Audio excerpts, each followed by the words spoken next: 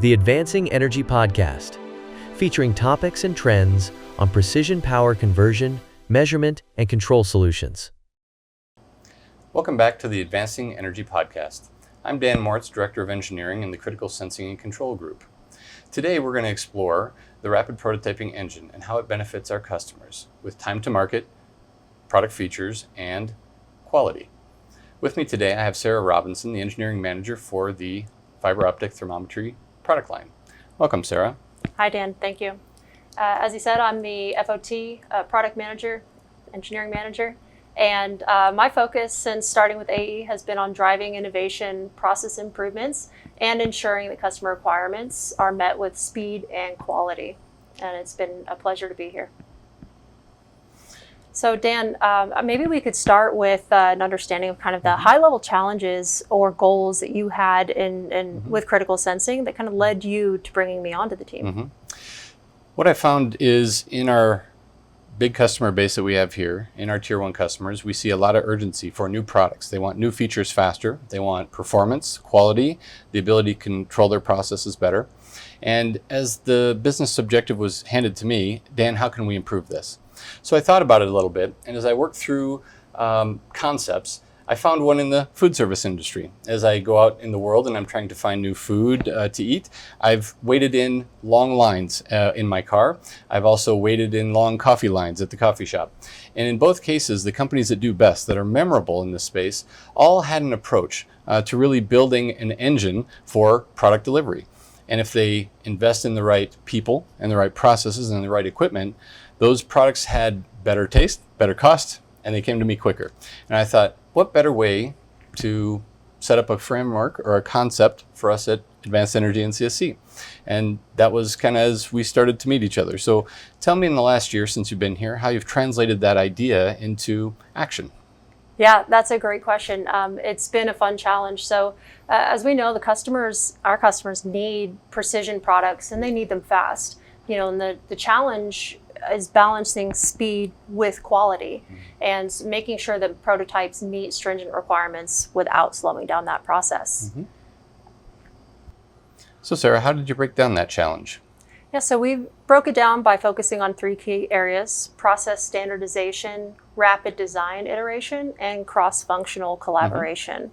So for process standardization, we created a streamlined workflow for custom designs, reducing variability, and kind of decreasing bottlenecks. For rapid design iteration, we looked at investing in tools and equipment that would allow us to kind of bring that prototype capability in-house. And then for cross-functional collaboration, we've been focused on finding our partners throughout the company and making sure that we are soliciting their input earlier in the design process. This allows us to find problems that we may not have normally caught until much later in the cycle, which tends to result in delays either through new procurements or quality and testing. I think that's great, Sarah. So what other methods have you used to really focus on the quality while reducing the time to get the prototypes out the door?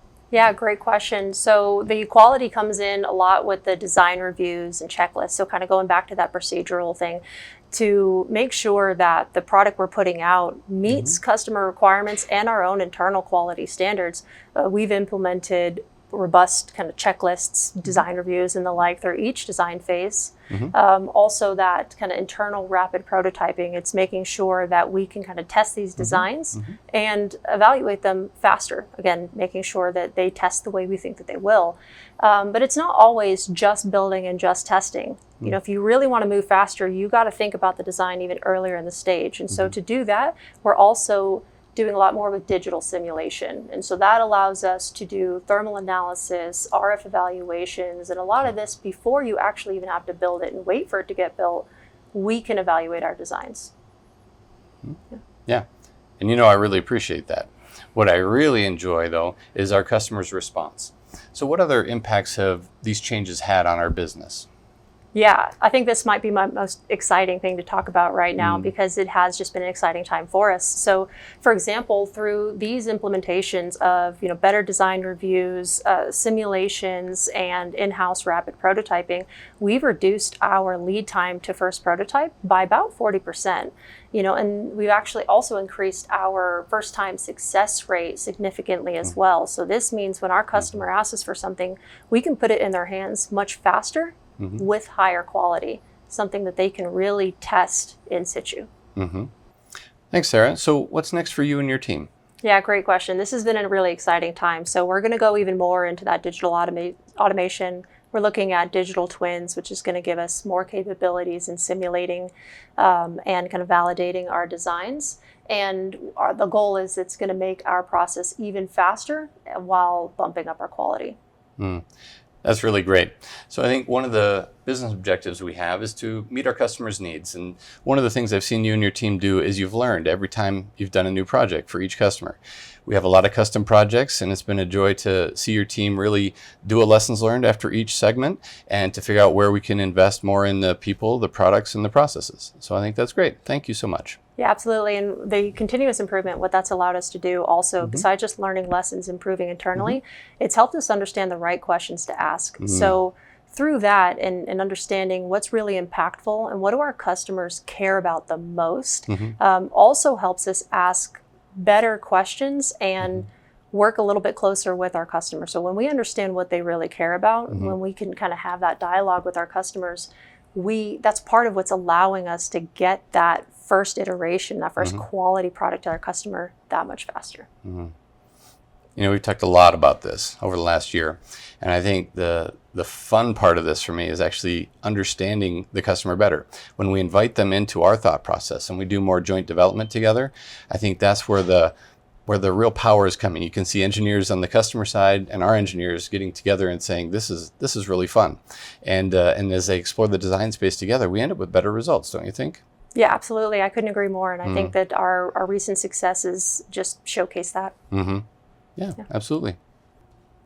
Thanks again for joining us for today's conversation, Sarah. I really enjoyed it. Yeah, thanks, Dan. It's been a pleasure. I'm really glad we got to do this. And thanks for joining this episode of today's Advancing Energy podcast. Please like below and subscribe to our channel. Thank you for joining us for this episode of the Advancing Energy podcast. Be sure to subscribe.